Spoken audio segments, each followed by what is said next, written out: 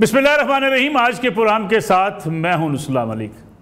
नाज़रीन, वफाकी और सूबाई हुकूमतें अपना 1 साल पूरा कर चुकी हैं और दावे किए जा रहे हैं कि पंजाब में तरक्की हो रही है।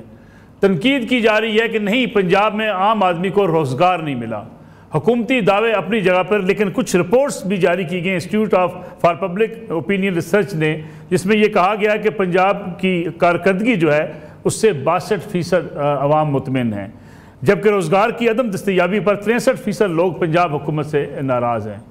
इसी तरीके से अगर हम दीगर सूबों की बात करें तो अवाम को गिला शिकवा तो ज़रूर ही रहता है कि जो वादे किए जाते हैं, जो मनशूर बयान किए जाते हैं और जो कहा जाता है कि बेरोज़गारी का ख़ात्मा होगा, अशिया ज़रूरत की कीमतों में कमी होगी, आम आदमी को इंसाफ मिलेगा, उसमें हुकूमतें किस हद तक कामयाब होती हैं, ये सिर्फ दावे ही रह जाते हैं।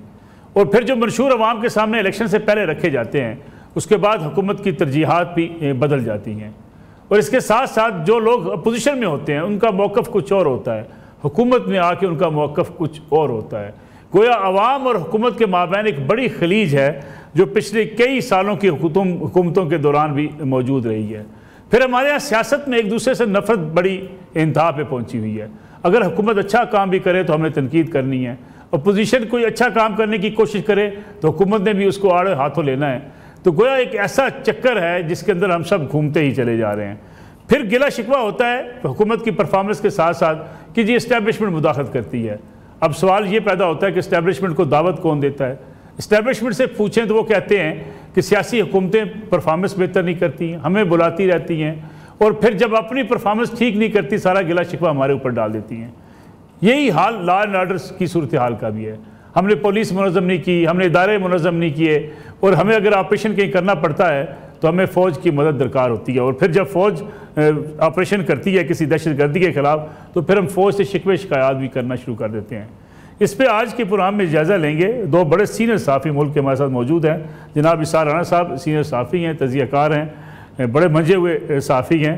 उनके साथ तशरीफ़ थे रिज़वान रज़ी साहब, आपका भी बहुत शुक्रिया, बड़े सीनियर तज़कियाकार भी हैं, पाकिस्तान टेलीविज़न पर अपना प्रोग्राम भी करते हैं। अब दोनों मेहमानों का शुक्रिया। राना साहब, प्रोग्राम का आगाज़ मेरे ख्याल में आपकी तरफ से ही किया जाए, क्योंकि आप ज़रा आजकल बड़ी दुख भरी कहानियाँ भी बयान करते हैं, गम और गुस्से का इज़हार भी करते हैं। आपको कैसा लग रहा है हुकूमतों की कारकर्दगी? 1 साल की हुकूमत, परफॉर्मेंस रिपोर्ट, हुकूमत बड़ी खुश है कि जी हम बड़े अच्छे काम कर रहे हैं। मरीम नवाज़ साहबा कहती हैं कि जनाब 59% लोग उनसे खुश हैं, 16% उनसे नाराज़ हैं, और 24% जो हैं उन्होंने इसको नाकाबिल कबूल करार दिया है। ये एक रिपोर्ट है एक इदारे की, रिसर्च इदारे की, लेकिन साथ ही साथ हुकूमत का दावा भी है कि हमने डायरेक्शन दुरुस्त कर दी है।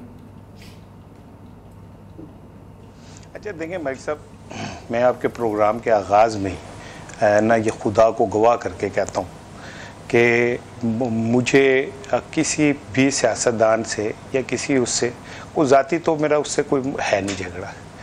मैं तो एक पिछले 35-40 साल से सहाफ़त कर रहा हूँ और मैं प्योरली कोशिश करता हूँ कि मैं अपने वतन के मुफादात को और आवाम की उसको सामने रख के बात करूँ। खुदा की कसम, अगर मरियम साहिबा इस पंजाब की आवाम को, वाकई गरीब आवाम को रिलीफ दे देंगी, मैं उनके साथ खड़ा हो जाऊँगा। लेकिन खाली ये जाली सर्वों से और 60-60 सफ़ात के सप्लीमेंट से नहीं पेट भरा जा सकता। जिस पंजाब के अंदर मैं एक लिटरेरी में सारी चीज़ों को देखता हूँ, सहाफ़ी हूँ मैं, अखबार के अंदर काम करता हूँ, इतनी गुर्बत मैंने अपने पूरी लाइफ में नहीं देखी जितनी मैं आज देख रहा हूँ। जिस तरह लोगों की ज़िंदगी अजीरन हुई है, ये मैं अपनी आंखों से विटनेस करता हूँ। मेरे पास लोग आते हैं, मेरा लोगों से ताल्लुक़ है। तो अगर आपने खाली ऐसे सर्वे करवाने जिसमें इतने फ़ीसद ऐसे हो जाएगा और इतने फ़ीसद ऐसे हो जाएगा, तो जो सर्वे कर रहे हैं वो 5 मिनट वक्त निकाल के मेरे साथ आ जाए, हम मेन रोड पे ऐसे चले जाएंगे, किसी से किए बगैर जो गुजरता जाएगा उससे बात करते चले जाएंगे। कोड़ी दा मैदान तब लग पता जाएगा। मैं तो ये कहता हूँ कि भाई, आप जब नीचे के गरीब आवाम, भूख के सिसकते लोगों को रिलीफ देंगे ना, मेरी नज़र में स्टॉक एक्सचेंज भी आसमान पे चली जाएगी, मेरी नज़र में कौमी ख़जाना भी भर जाएगा, मेरी नज़र में कर्ज़े भी जो हैं वो उतर जाएंगे। जिस दिन एक गरीब घर के अंदर लोग को सुख का सांस पहुँचा, तो मेरे लिए तो सब कुछ यही है। बाकी आप सर्वे कराते रहें, जो भी करवाते रहें। शुरू में अगर आपके यहाँ रमज़ान है, ज़रा थोड़ा अच्छा शुभ शुभ होना चाहिए। एक अबैदुल्ला अलीम की गज़ल के 2 शेर में सिर्फ आपको सुनाता हूँ। वो कहते हैं, मैं तन्हा था मैं तन्हा हूँ, तुम आओ तो क्या ना आओ तो क्या, जब हम ही न महके फिर साहिब, तुम बादे सबा कहलाओ तो क्या, कोई रंग तो दो मेरे चेहरे को, फिर ख्वाब अगर हो जाओ तो क्या। यार कोई एक रंग दे दें आप इन लोगों को, ज़िंदगी का कोई एक वो आसरा दे दें। मेरी तरफ से मरियम साहिबा आए, बुज़दार आए, इमरान आए, मुझे कोई फ़र्क नहीं पड़ता। मुझे फ़र्क ये पड़ता है कि ये जो पाकिस्तान के अवाम है, ये इस पाकिस्तान से जो इनके ख्वाब वाबस्ता हैं वो पूरे हो जाए, बस दैट्स इट। क्यों जी रज़ी साहब, बड़ी बात बड़ी बुनियादी है। आम आदमी के मसाइल हल हो जाएँ। राना साहब कहते हैं हुकूमत जिसकी मर्ज़ी आ जाए। अवाम बेचारे अगर गुरबत की सतह की लकीर के नीचे जा रहे हैं तो हमें उनका कुछ सोचना चाहिए। आपको भी ऐसा ही लगता है? जी, इसार राना साहब एक शेर छोड़ गए, वो मैं पढ़ देता हूँ कि एक कुछ दिन तो बसो मेरी आंखों में, फिर ख्वाब अगर हो जाओ तो क्या। तो मैंने कहा मैं गज़ल मुकम्मल कर दी। इसार राना कुछ दिन तो बसने दे ख्वाब आंखों के अंदर। इसार राना और मैं जो हैं वो 2 बेवाएँ हैं और हम रोज़ाना टीवी पे बैठते हैं और पाकिस्तान हमारा बच्चा है और मुश्तरका बच्चा है। और इसार राना जो है ना, वो इस चीज़ का मातम करता है, ये वो बेवा है जो इस चीज़ का मातम करता है कि इस बच्चे का फीडर जो है ना वो आधा खाली है। और रिजवान रज़ी इस बात के ऊपर जश्न मनाता है। ये रिजवान रज़ी वो बेवा है इसार राना के साथ बैठी हुई कि आधा फीडर भरा हुआ है। और ये हमारा इख्तलाफ आज से नहीं है, गुज़िश्ता कम अज़ कम 15 साल से है, जब से हम टीवी। अच्छा, मैं तो कहने लगा था कुछ 40 साल से, ताकि आपकी उम्रों का भी अंदाजा हो जाता। नहीं, 15 साल से तो हम एक टीवी स्क्रीन पे आ रहे हैं ना, एक चैनल के ऊपर एक दूसरे के साथ आते हैं। हाँ। और मेरा इससे बहुत प्यार का, इससे भी इनके भाई साहब से भी बहुत प्यार का, इस पूरे ख़ानदान से रिश्ता है। तो मतलब कि इसार राना की ज़िंदगी भी उन्हीं तलखियों से इबारत है जिससे ज़्यादा तलखियाँ शायद मेरी ज़िंदगी के अंदर है, हर उस बंदे की जिसने ग्रास रूट लेवल से स्ट्रगल की है। मैंने आपको उसका और अपना बुनियादी फ़र्क अर्ज़ कर दिया। देखिए, मरियम नवाज शरीफ का जो लाहौर है, ये वो लाहौर था जहाँ पे आज से 4 साल पहले शहर की सड़कों के दरमियान में कूड़े करकट के ढेर लगा दिए गए थे, क्योंकि कूड़ा करकट उठाने वाली कंपनी को आपने ना तो अदायगी की और ना ही ये कहा कि जी आप ये काम कंटिन्यू करें। अगर आपने ये कहा तो उसकी ये कर दिया, उसको फारग कर दिया, उसके फैक्ट्री के ऊपर छापे मार के उनके वेयर हाउस के ऊपर सामान कब्जे में ले लिया। तो भाई वो सामान किसी और के हवाले कर देते ताकि शहरियों की ज़िंदगी जीरन ना होती। मैंने GT रोड जो इंजीनियरिंग यूनिवर्सिटी के अपोजिट है, मैंने वहाँ से ये गुजरते हुए देखा। मैंने मुल्तान रोड पे सड़क के दरमियान में बड़े बड़े ढेर गंदगी के देखे। आज उस शहर के अंदर, शहर में 3 दफ़ा नहीं तो कम से कम 2 दफ़ा सफाई होती है। बहुत सारी सड़कों के ऊपर, तमाम सड़कों के ऊपर नहीं होती। मुल्तान के बोसन रोड के ऊपर रोज़ाना होती है। मुल्तान की तमाम सड़कों पर आप समझते हैं सफाई का इनिशिएटिव अच्छा है? मैं तो एक मिसाल की बात कर रहा हूँ ना। मसलन हमने ये भी देखा कि आज से 5 साल पहले रमज़ान के अंदर आटे की तकसीम के अंदर मुल्तान में 7 से 8 ख़वातीन जो हैं वो मारी गईं, क्योंकि जो तकसीम करने वाली पार्टी थी उसने उसको प्रॉपर अरेंज नहीं किया हुआ था। पार्टी से मुराद मेरा जो डोनर ख़ानदान था, और पुलिस उसकी कोई लेने को तैयार नहीं थी। आज हर इस तरह के बंदे की इज्जत नफ्स मजरूर रख के उसको घर में जो कुछ भी दे दिया जा रहा है हुकूमत की तरफ से, मैं उस पर नहीं जा रहा, लेकिन कुछ ना कुछ हो रहा है। तो भाई कुछ दिन तो बसो मेरी आंखों में, फिर ख्वाब अगर हो जाओ तो क्या, कुछ तो है। आधा फीडर मेरे बच्चे का भरा हुआ तो है, आधा खाली है। उसके लिए हम जद्दोजहद करेंगे मिलके, और जो जिम्मेदारान हैं उनकी तवज्जो दिलवाएंगे कि यह आधा क्यों खाली है, लेकिन वो भरा होना चाहिए। और आखिरी 1 साल की आपने बात की, रसूलुल्लाह मलिक साहब, इस हुकूमत के तमाम गुनाह आपके बकौल और मेरे भाई इसार राना के बकौल इस हुकूमत ने बहुत गुनाह किए होंगे, वो आप एक पलड़े में रखिए। और जिस तरह इस मुल्क को डिफ़ॉल्ट से बचाया गया है उसको एक पलड़े में रखिए। तो डिफ़ॉल्ट से बचाने वाला वाहिद जो नेकी है वो भारी होगी, क्योंकि आपको पता नहीं है जब मुल्क डिफ़ॉल्ट होते हैं तो उसका क्या मतलब होता है। भाई बेटियां सरे बाज़ार बिक जाया करती हैं, और मतलब कि देख लें शाम की क्या हालत है इस वक्त, दुबई में जाएं और देखें वहाँ पे जाके कि शाम के बाशिंदों की क्या हालत है, लीबिया के लोग किस हालत में हैं। तो लेकिन सब अच्छा तो नहीं है ना रजी साहब? मैं बिल्कुल भी नहीं कह रहा, मैं तो कह रहा हूँ तो अवाम का तो मुतालबा ये होना चाहिए ना कि और किया जाए, और किया जाए। आप अवाम का क्या, आपका और मेरा मुतालबा भी होना चाहिए। ठीक है राना साहब, ये जो कहते हैं सफाई मुहिम है, या दूसरा अगर मैं भी इसमें ऐड कर दूं, ये ख़ास तौर पे जो कब्ज़ा ग्रुप्स थे, मैं कल फैसलाबाद सिटी की एक वीडियो देख रहा था कि गली के अंदर लोगों ने अपने जहाँ वो पार्क बना लिए हुए हैं, किसी ने अपना जंगला बना लिया हुआ है, किसी ने गाड़ी की पार्किंग का पूरा कमरा बनाया हुआ है, इसको गिराया जा रहा है। तजावज़ात के ख़िलाफ़ इतना ग्रैंड ऑपरेशन कभी माजी में हमने देखा नहीं है, ये कामयाबी समझते हैं आप? नहीं, आपको याद होगा मलिक साहब कि मियां अजहर साहब के दौर में भी बहुत अच्छा ग्रैंड ऑपरेशन हुआ था, और उसमें लाहौर में पहली दफ़ा बिला तखसीस जो है तजावज़ात ख़त्म की गई थी, और पंजाब में भी।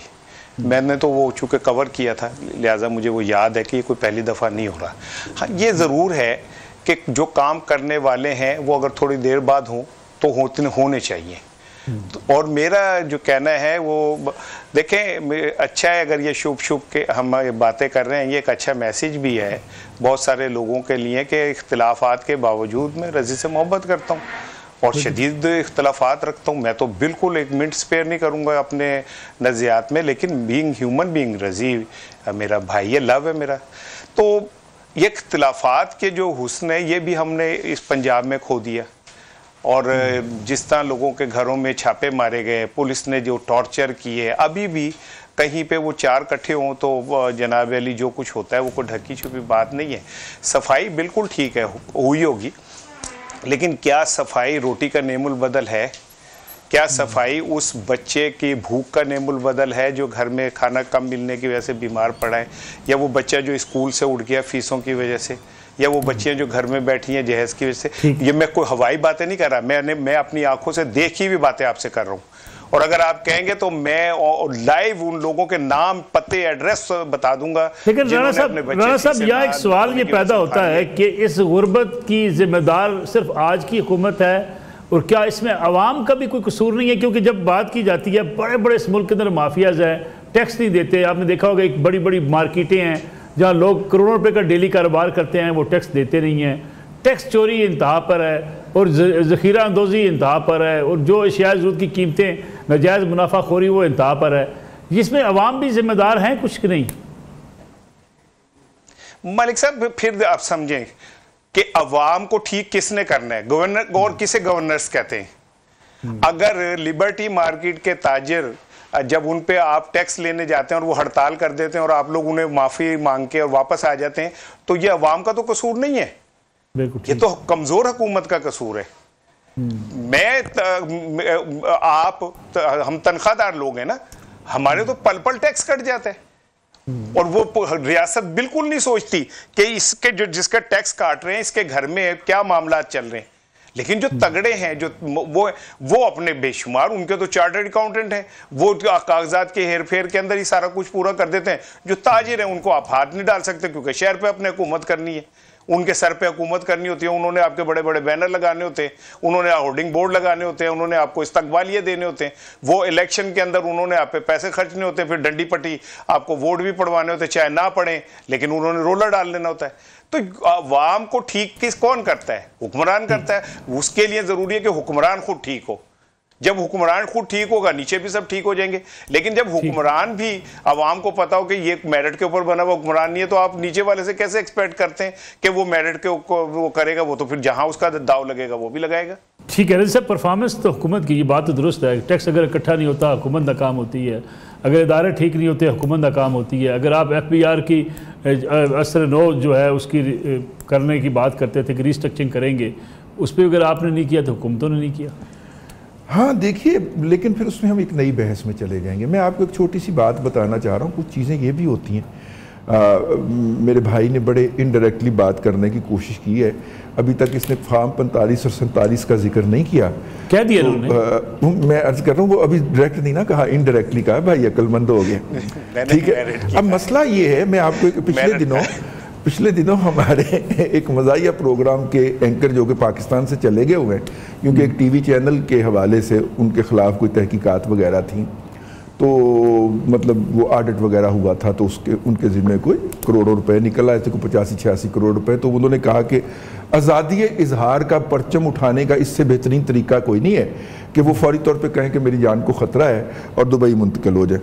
तो खैर उन्होंने मुझे अभी कोई साहब बता रहे थे फ़ोन के ऊपर, कोई फ्रेंचाइज वगैरह भी खोली है कनाडा में, कोई साहब बता रहे थे रेस्टोरेंट की। लेकिन इससे हट के उन्होंने एक व्लॉग किया और ऑपरेशन हो चुका हुआ था जाफर एक्सप्रेस वाला, मगवियान रिहाई करवा चुके हुए थे, लेकिन उन्होंने जो हमलावर थे या अगवा कुनंदगान थे उनकी पॉलिसी की तारीफ की। मलिक साहब गौर करना है आपने, वो जो अगवा कुनंदगान है वो वाइप आउट हो चुके हैं, हमारे सिक्योरिटी इदारे वीडियो जारी कर रहे हैं कि जी ये देखें हमने रिकवर करवा लिया, ये लोग रिकवर हो गए हैं, इतने लोग शहीद हो गए हैं, इतने हमने उनके मार दिए हैं, ये उनकी डेड बॉडीज हैं, वो सारा वीडियो जारी कर रहे हैं। अब चूंकि मौसूफ के पास कहीं से मटीरियल आ गया हुआ था तो उन्होंने विलाग करना था, तो उन्होंने जनाब वो जो मारे गए थे उनकी बेस्ट स्ट्रेटजी के ऊपर उन्होंने एक विलाग फड़का दिया। ठीक है, वजह क्या थी? वजह ये थी कि 8 मई की तरह उनको भी ये बयानिया पहुंचाया गया था कि ये काम 4-5 दिन तो चलेगा, जिस तरह हमने फार्म 45 और 47 का आज तक चलाया हुआ है। और अल्हम्दुलिल्लाह जिस अदालत के अंदर भी फार्म 45 और 47 पेश हुआ है, पेश करने वालों को जुर्माना हुआ है फ्रॉड करने की बुनियाद के ऊपर। और अभी भी जो फार्म 45 और 47 का इल्ज़ाम लगाते हैं उनकी अपनी मरकजी क़यादत अदालतों से स्टे लेके पार्लियामेंट के अंदर बैठी हुई है कि हमने फार्म 45 और 47 भी रीचेक नहीं होने देना और रिकाउंटिंग भी नहीं होने देनी। एक ब्रेक ना ले लूं मैं प्लीज? एक ब्रेक ले, चूंकि आपने मामला तो लंबा खींच दिया, फार्म 47 की तरफ भी बहस चली जाएगी। एक ब्रेक लेते हैं, वापस आते हैं इस ब्रेक के बाद।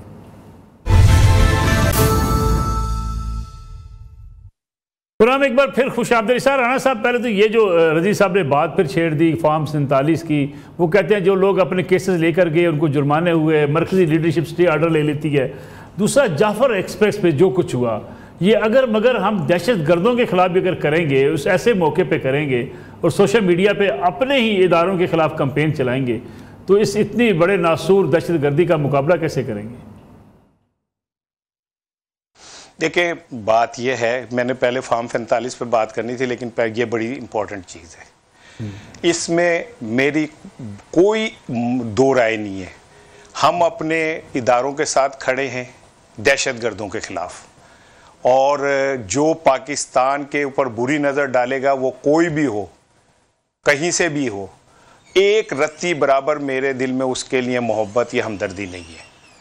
मैं अपनी इस मट्टी से मोहब्बत करता हूँ। वो खून के छींटे जो उड़े हैं वहाँ पे, वो छींटे मेरे दिल पे लगे हैं। वो जिन माओं के बच्चे गए हैं इस धरती से, वो मेरे भाई, मेरे बेटे, मेरे बच्चे थे। मैं उस दुख को, दर्द को महसूस करता हूँ। और अगर कोई भी शख्स इस मामले में अपनी सियासत चमकाने की कोशिश करे या सहाफ़त चमकाने की कोशिश करे, मैं उसके साथ बिल्कुल नहीं खड़ा। लेकिन मेरा यह हक बनता है कि मैं ये सवाल ज़रूर करूं कि ऐसे वाक़यात क्यों हो रहे हैं और हम इसका सद्देबाब क्यों नहीं कर पाते। हम हर वाक़े और साने के बाद क्यों मातम शुरू करते हैं, उससे पहले हम कोशिश क्यों नहीं करते कि हम ऐसे सानहात ना होने दें। और दूसरी बात ये मलिक साहब, कि जो लोग यहाँ से चले गए हैं और जाके बाहर जो कुछ भी कर रहे हैं, ठीक है, रियासत उनके उन पे भी नज़र रख रही है और उनके लिए जो कर सकती है वो कर रही है, करेगी भी। लेकिन जो इस पाकिस्तान में रह के और इस पाकिस्तान की मट्टी के साथ जुड़ के अपनी वफादारी की कसम खा के किसी बात पे पॉजिटिव तनकीद करते हैं, उनको क्यों नहीं स्पेयर करते आप? बिल्कुल ठीक। उनके लिए ज़मीन क्यों तंग कर रहे हैं आप? क्या नजरियात के नाम पे कोई बात आपके खिलाफ कोई नहीं कर सकता? करेगा तो आप उसका जन बच्चा कोलू में पिसवा देंगे। तो फिर लोग यहाँ से भाग के जाके जो कुछ भी बाहर बकवास करते हैं, उन्हें मौका मिलता है। लेकिन जो यहाँ पे मौजूद लोग हैं और वो यहाँ रह के ये बात का कह के हम इस मट्टी के सपूत हैं, हमने कहीं नहीं जाना। राणा साहब दूसरी तरफ अगर सवाल पूछा जाता है कि भाई ऐसे लोगों को क्यों गिरफ्तार किया जाता है, एक लंबी फहरिस्त थमा दी जाती है कि जनाब कि इस मौसूफ ने ये काम किया है, ये पैनिक फैलाया है, ये फेक न्यूज़ फैलाई हैं, ये प्रोपेगेंडा किया है जिससे मुल्क को नुकसान पहुंचता है। ऐसी तनकीद, जैसे आप अक्सर तनकीद करते हैं, यहीं रुक जाए, आपकी तनकीद पे तो आपको कुछ नहीं कहता। मलिक साहब एक नहीं मेरी यार सुन लेना सर, ये रजी हमारे साथ मौजूद हैं। रजी को माजी में भी, इमरान खान के दौर में भी FIA ने जिस तरह वो किया, मैं इनके साथ था, मैंने ओपन इनके साथ खड़ा हुआ था, ठीक है। अब फिर इस हुकूमत के अंदर भी इन्हें 2 नोटिस आए हुए, तो क्या रजी भी वतन से दुश्मनी करते हैं? क्या रजी का भी बयानिया जो है वो वतन दुश्मनी है? क्या इख्तलाफ का हक नहीं है किसी को? आप एक लंबी सी फहरिस्त बना लें, आपके पास वक्त है, आपके पास कागज भी है, पेन भी है, आप बना लें। लेकिन ये आप जो तासुर है, परसेप्शन है, वो कुछ और बनती है ना, कुछ और कह रही होती है। आप सिर्फ उन्हीं लोगों को क्यों टारगेट करते हैं जो आपसे इख्तिलाफ रखते हैं? मुझे समझ नहीं आई कि मुझे क्यों नोटिस आए। और आपने भी कहा नोटिस मिला, कख नहीं लिया। नहीं, मुझे अदालत जाना पड़ा उस नोटिस को सस्पेंड करवाने के लिए, और मैं अभी भी कह रहा हूँ, और मैं उस अदालत में जा रहा है। हर दफ़ा जब केस लगता है तो आपको सुबह 8 बजे हाजिर होना पड़ता है, और उस दिन मेरी चीखें, मेरा गले, मुझे गर्दन अपनी कंधा फराहम करता है इसार राना कि मैं इसके कंधे पे सर रख के रो लूँ कि यार अब तुम्हें नोटिस क्यों आ रही है, अब तो हुकूमत भी बदल गई है लेकिन आ रहे हैं सर। क्यों है? मतलब कोई ना कोई लाइन आप बताए ना मलिक साहब। मैं अर्ज कर देता हूँ, बात ये है कि जैसे मैं एक और सवाल भी आपसे करना चाहता था, जरूर, वैसे वो भी साथ में ला लेते हैं ना। कई लोग आप पे ऊपर बड़ी तनकीद कर रहे हैं सोशल मीडिया पे भी कि आपने ये पंजाबी और सिंधी और पख्तून ये एक तफरीक पैदा करने के लिए जनाब बड़े एक मुहिम शुरू की हुई है। देखिए, मैं तो इस सिलसिले में कल मैंने दोस्तों की महफिल में भी कहा, वैसे ये इस फोरम का सवाल नहीं है, जिस फोरम पे ये सारा कुछ जारी है मैं उसके ऊपर जवाब दे चुका हूँ, लेकिन आपने चूंकि अब कर लिया है। देखिए, बात ये है कि डायलॉग जो है वो 2 मुअज़्ज़ज़ अफराद के दरमियान, 2 समझदार अफराद के दरमियान हो सकता है। अगर एक शख्स मुसलसल गाली बक रहा हो, मेरे आबाओ अजदाद के बारे में बकवास और वाहियात बातें बक रहा हो, उसके साथ डायलॉग नहीं किया जा सकता, या उसको ब्लॉक किया जा सकता है, या उसको जवाबी गाली दी। अच्छा रजी साहब, यहाँ पे मेरा एक थोड़ा सा इख्तिलाफ है। एक फर्द पख्तून हो सकता है, एक फर्द बलोच। मैं अर्ज करूंगा, ना बलोच कौम हो सकती है, अगर मेरी कौमियत को गाली देगा ना, लेकिन एक फर्द तो हाँ, वो फर्द मेरी जात तक रहे ना, तो मुझे कोई इतराज नहीं है। अगर वो मेरी कौमियत को गाली देगा ना, मेरे सूबे को गाली देगा, तो मुझे भी जवाबन। लेकिन आप उसी फर्द को बुरा कहेंगे ना? नहीं, मैं उस फर्द को बुरा कहूँ, अब पूरी कौम को तो नहीं कहेंगे। नहीं, तो उसने मेरी कौम को बुरा कहा कि नहीं कहा? नहीं, देखिए, उसने 12 करोड़ लोगों को गाली दी कि नहीं दी? नहीं, उस फर्द ने ये आप तो उस फर्द ने गलत किया ना, उसने गलत किया ना। अब आप मेरे इस तरीकाकार से इख्तिलाफ कर सकते हैं कि भाई आपको उस फर्द को कंडेम करना चाहिए, आपको उसकी कौमियत को तो कंडेम नहीं करना चाहिए, तो भाई वो मेरी कौमियत कंडेम ना करे, अगरचे आपके ख्याल के अंदर ये गलत है, मुझे ये बात समझ आती। देखिए, जो भी उठे मेरे पंजाब को या मेरे शहर को गाली दे, तो ये आज़ादी इजहार है, नहीं, वो फर्द हो सकते हैं। अगर हम उसको जवाब दें तो ये असलियत है, सुबाई। अच्छा, वो अफराद हो सकते हैं, वो गिरोह हो सकता है, वो बलोच कौम तो नहीं हो सकती। बिल्कुल है, उन्हें उसको कंडेम करना चाहिए। वो मेरे से माफी का मुतालबा करने से पहले उसको कंडेम करें। वो जो 10,000 आईडीज़ लगाई हुई हैं, वो उसको कंडेम करें कि उसने जो कुछ कहा है गलत कहा है, और उसके बाद फिर आए कि जी आपने ज्यादती की। तो मैं उनके कंसर्न को एंटरटेन करने वाला हूं। बिल्कुल। अगर वो उसकी गाली के साथ मजीद गालियां मिला के मुझे कहें कि आप माफी तलब करें, तो आपका बाप भी माफी नहीं मंगवा सकता। यहाँ पूरा में एक ब्रेक का वक्त हुआ है, वापस आते हैं इस कमर्शियल ब्रेक के बाद।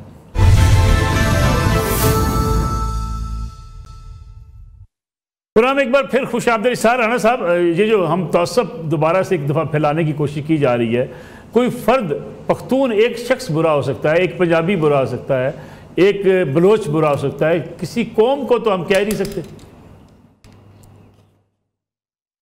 देखिए मलिक साहब, मैं ना, मेरी पैदाइश कराची में हुई और मैं उर्दू स्पीकिंग हूँ, लेकिन I am proud to be a Punjabi. मुझे इस धरती पे फख्र है। मुझे पंजाबी होने पे फ़ख्र है। लेकिन मैं रज़ी से ये दरख्वास्त करूँगा, भाई है मेरा, कि इतना गुस्सा ना करें। एक बंदे की गलती पे आप उसको बुरा भला कहें, मैंने दसो मैं भी तुहाडे नाल खड़ा होकर करना। वैसे तो मैं किसी पे गुस्से भी हूँ तो ऐसा लगता है मैं रिक्वेस्ट कर रहा हूँ, लेकिन ये है कि मेरे ख्याल है कि अब रज़ी और हम जैसे जो लोग हैं ना, हमें तो सूबों के अंदर ये गानगत पैदा करनी चाहिए, तफरीक पैदा नहीं करनी चाहिए। और रज़ी का दुख तकलीफ़ अपनी जगह पे है, लेकिन मेरी ज़ाती राय है कि अगर किसी एक बंदे ने गलती की है तो वो मंजी ठोक दियो तुसी, लेकिन उसके नाम पे तमाम दूसरे सूबे को मुकम्मल तौर पे कहना मेरी राय में कोई अच्छी बात नहीं है। और दूसरी बात यह कि रज़ी को अगर कोई कुछ कहता है तो मैं तो फिर कह रहा हूँ, भाई साहब आप मुझे जानते हैं, मैं तो लड़दा भी अंजा जिमें किसी ने शेर सुनान दिया। मेरे लिए जो कुछ कहा जाता है मैं तो उस पर हंसता रहता हूँ कि बट ठीक है, एक हमें दीवाना कहना, कोई नया इल्ज़ाम नहीं। तो सहाफ़ी को तो बहुत कुछ कहा जाएगा भाई, तो अब सहाफ़ी उस लेवल पे तो नहीं जा सकता कि वो उनके बराबरी पे जाके उतना ही करे। और रज़ी तो बड़े दिल का आदमी, मैंने ख्याल है गुस्सा थोक देना चाहिए ते बजाय ये कि रज़ी साहब को गुस्सा सब इसलिए भी आता है कि मारंग बलोच हकूक़ की बात करती हैं, लेकिन अगर हमारे वहाँ पंजाबी मारे जाते हैं, अगर हमारे वहाँ फौजी जवान शहीद होते जाते हैं, उस पर कोई मज़म्मती बयान भी जारी नहीं करता। तो हम यहाँ से ज़रूर उन चीज़ों की मजम्मत करते हैं जो अगर उसी बलोची के साथ ज़्यादती हो, किसी पख्तून के साथ ज़्यादती हो, लेकिन अगर पंजाबी बेचारे मजदूर मारे जाएं उसकी मजम्मत भी तो होनी चाहिए। पंजाब बड़ा भाई है और पंजाब ने 1947 से लेके आज तक बड़े भाई होने का सबूत दिया है, दिल कुशादा रखा है, लेकिन उसके फिर बदले में उसने फिर पूरी तरह एंजॉय भी किया हर चीज़ को ना। और क्या कहते हैं, इस पाकिस्तान के ऊपर पंजाबी इस्टेब्लिशमेंट का हमेशा वो रहा है, ये कोई नई बात तो नहीं है। लेकिन ये कि इसके बावजूद जो हम लोग हैं, हम तो सब लोगों से मोहब्बत करने वाले लोग हैं। और बलूचिस्तान में जो कुछ हो रहा है, चाहे वो लोग जो मिसिंग पर्सन्स हैं हम उनके साथ भी खड़े हैं, और जो हमारे मजदूरों के साथ हो रहा है हम उनके साथ भी खड़े हैं। हम तो किसी सूबाई तासुब से बाहर निकल के पाकिस्तानी अवाम के साथ खड़े। चले मैं रज़ी साहब आपकी तरफ सवाल लाने एक तरफ सवाल लाने से पहले वैसे मैं तज़किरा कर दूं, जो इस्टेब्लिशमेंट के बारे में भी कहा जाता है पंजाबी इस्टेब्लिशमेंट, मुझे जैसे आज तक समझ नहीं आई। फ़ौज की अगर हम बात करें, जनरल वहीद काकड़ भी थे, जनरल मूसा खान भी थे, जनरल अयूब खान भी थे, जनरल परवेज़ मुशर्रफ साहब भी थे, वो जनरल ज़िया हक़ साहब भी थे। ये एक ऐसा बयानिया बना दिया गया कि शायद पंजाब की फ़ौज है, फ़ौज तो पूरे पाकिस्तान की। देखिए ये बड़ा फैशन है ना आजकल। मेरे भाई जो है वो नहीं, आपकी बात नहीं कर रहा मैं, वैसे जनरली जो बातें की मैं उन दोस्तों की मुश्किल बहुत समझ रहा हूँ जिन्होंने बड़ी मेहनत से मजलूम बलोची का बयानिया पोस्ट किया था। अब वो जो 27 जवानों की लाशें हैं और उनकी माओं को बताया जा रहा है कि आपका बेटा जो है वो शनाख्ती कार्ड चेक करके कत्ल किया गया है। अब हमारे ये दोस्त मुश्किल में हैं कि वो मजलूम बलोच वाला बयानिया आगे कैसे बढ़ाएं। तो उसके लिए बेहतरीन तरीका है कि ये चूरन बेचा जाए कि जी दिल बड़ा कर दें, आप बड़े हैं, आपको दिल बड़ा करना चाहिए। मैं इसको चैलेंज करता हूँ जी पंजाबी इस्टेब्लिशमेंट को। पाकिस्तान के इस्टेब्लिशमेंट का एक बाबा आदम आया है, हमेशा नायब तहसीलदार से शुरू होया, सदर पाकिस्तान पे ख़त्म होया गुलाम इसहाक खान। मेरा ख्याल ये अंदरूनी शहर का डोमिसाइल था उसका अपना। उसके बाद 1973 के कोटा सिस्टम से पहले, जो कि भुट्टो साहब मुतारफ़ करवा गए, मुझे जरा जर्नैलों की लिस्ट निकाल के दिखाइए हजूर कि उसमें कितने पंजाब के थे। मुझे जब चीफ जो सेक्रेटरीज थे, फेडरल सेक्रेटरीज की मैं आपको पूरा डाटा शेयर करने को तैयार हूँ कि वो किस डोमिसाइल के अमल थे और कहाँ से थे। वो तो अल्लाह भला करे, अगरचे इस कोटा सिस्टम ने सिंध के अंदर बड़ी तबाही फेरी है, लेकिन पंजाब के लिए तो ये नेमते गैर मुतरक्किबा साबित हुआ कि भाई ठीक। मेरे एक बुजुर्ग दोस्त ने यूईटी से 1954 के अंदर इंजीनियरिंग पास की और एक रिफाइनरी गोड़ा छोड़ के गया हुआ था जिसे हमने नेशनल रिफाइनरी का नाम दिया। वहाँ पे वो इंटर्नशिप करने गए तो उस वक्त उस रिफाइनरी के कमरे के अंदर मतलब कम से कम 4 ऐसे कमरे खाली पड़े हुए थे जहाँ पे अभी लोगों ने आके ज्वाइनिंग देनी थी और वो लोग मुंबई के अंदर अभी पढ़ रहे थे। ठीक, उनकी अपॉइंटमेंट हो चुकी हुई थी भाई, ठीक है। इसलिए पता नहीं, ये मेरा मतलब है कि ये इस्टेब्लिशमेंट की गाली किसने इजाद कर डाली, मतलब कि मैं ज़रा इससे पॉपुलैरिटी भी मिलती है ना। चले आखिरी चंद मिनट रह के हम सियासी सवाल भी करें, लेकिन मैं एक और तज़किरा करता चलूँ। राना साहब, फ़ौज ने इसी खूबसूरती को, इस यकजहती को परवान चढ़ाने के लिए जो रेजिमेंट्स बनाई, सिंध रेजिमेंट, AJK रेजिमेंट यानी Kashmir regiment, Baloch regiment, frontier FF regiment, फिर साथ ही पंजाब रेजिमेंट, यानी ये यकजहती पूरे सूबों के दरमियान, तमाम आवाम के दरमियान होनी चाहिए। कुछ लोग नफरतें ज़रूर फैलाते रहे हैं इस मुल्क में, लेकिन चलिए आगे बढ़ते हैं सियासी हालात की तरफ। क्या लगता है आपको, अपोजिशन का इत्तेहाद कहाँ रुक गया है? नहीं, बनना ही नहीं था मलिक साहब, ताड़े प्रोग्राम ही मैं कह रहे हैं कर से हो, ये बन ही नहीं सकता। It is unnatural. Imran Khan और मौलाना फजलुर रहमान दो सियासी जिद हैं, और चूंकि ये कोई नवाज शरीफ और जरदारी नहीं है जो मुफादात के लिए इकट्ठे हो जाएंगे, वो दोनों के अपने अपने एक मिजाज हैं। और फिर फजलुर रहमान साहब के जो टारगेट्स हैं वो डिफरेंट हैं, इमरान खान की लड़ाई डिफरेंट है, इमरान खान के चैलेंजेस इस टाइम डिफरेंट हैं। तो ये इस तरह नहीं है कि वो दोनों एक कश्ती के अंदर, कौन सा कोई वो सैलाब आ गया है कि जिसमें कश्ती के ऊपर सांप बिच्छू दोनों इकट्ठे हो जाते होते हैं, तो ये शेर और क्या कहते हैं और कोई चीता इकट्ठे हो जाते हैं। ये मैं इसलिए कह रहा हूँ कि ये कुछ नहीं होना, ये सियासी इंगेजमेंट है, दोनों जानिब से खेल रहे हैं, दोनों अपने अपने 1.5 इंच की अलहदा मस्जिद बना के रखेंगे। फजलुर रहमान साहब में इतना वो नहीं है कि वो इमरान खान के बयानी के साथ खड़े हों, उनके साथ खड़े होने वाला जो भी है वो खसारे में रहेगा, क्योंकि बहरहाल आप दोनों कह रहे हैं तो मैं मान लेता हूँ कि इस्टेब्लिशमेंट जो है वो बिल्कुल एक वो है, और लेकिन इसके बावजूद भी जो इमरान खान के साथ हो रहा है उसमें फजलुर रहमान साहब कहीं पे भी उनका कोई बर्डन शेयर नहीं कर सकते। ठीक है, क्यों जी रजी साहब? मैं अपने भाई इसार राना की आखिरी बात से बिल्कुल एग्री करता हूँ कि मौलाना फजलुर रहमान साहब कतअन कोई बर्डन शेयर नहीं कर सकते, लेकिन ये एक चार्टर ऑफ डेमोक्रेसी साइन हुआ था, हम उसके हवाले से बेनज़ीर भुट्टो साहिबा शहीद को तो याद कर लेते हैं, नवाज शरीफ साहब को भी याद कर लेते हैं। उसके अंदर एक और भी सिग्नेटरी था जो आजकल अडयाला में मुकीम है, ठीक है, उन्होंने भी साइन किया था चार्टर ऑफ डेमोक्रेसी।